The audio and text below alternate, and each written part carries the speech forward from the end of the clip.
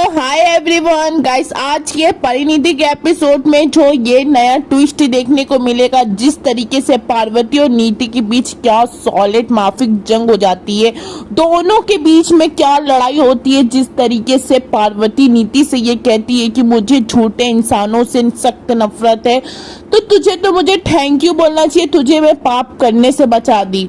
नीति ये कहती है कि तुम होती कौन हो मुझे बचाने वाली, या फिर इस घर के मामलों में दखल देने वाली। ये मेरा घर है, जो मैं चाहूँ वही होगा।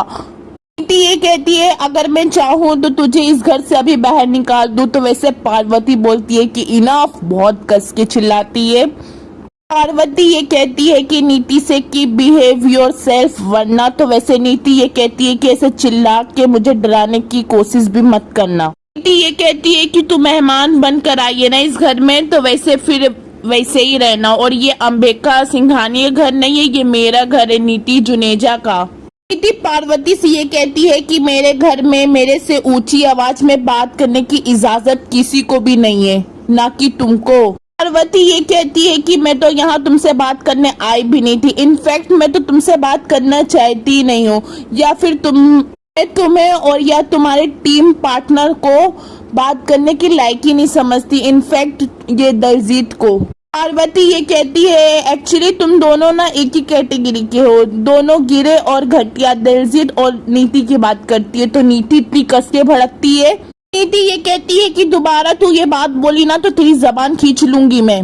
पार्वती ये कहती है कि तू आ गई ना अपनी घटिया लैंग्वेज में, दोनों में भैया इतनी बहस हो जाती है।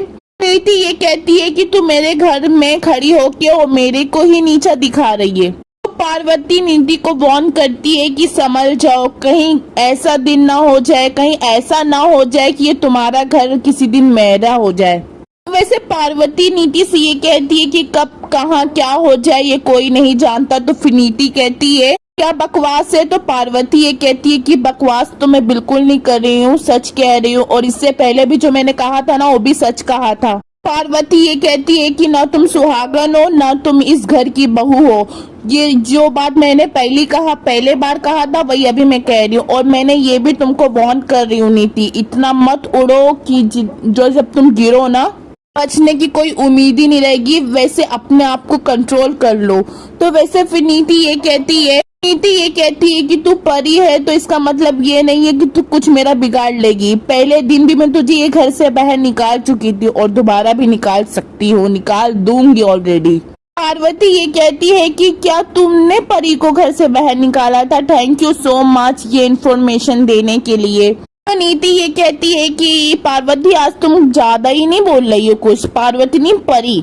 तो वैसे फिर पार्वती ये कहती है कि मैं तो तुमसे बात ही नहीं कर रही थी, तुम ही आई हो मेरे से बात करने के लिए। पार्वती ये कहती है नीति को मैं तुम जैसे धोखेबाज और बदतमीज और धोखेबाज लोगों से बात करने का शौक ही नहीं रखती। तो वैसे फिर नीति ये बोलती है कि माइंड योर लैंग्वेज।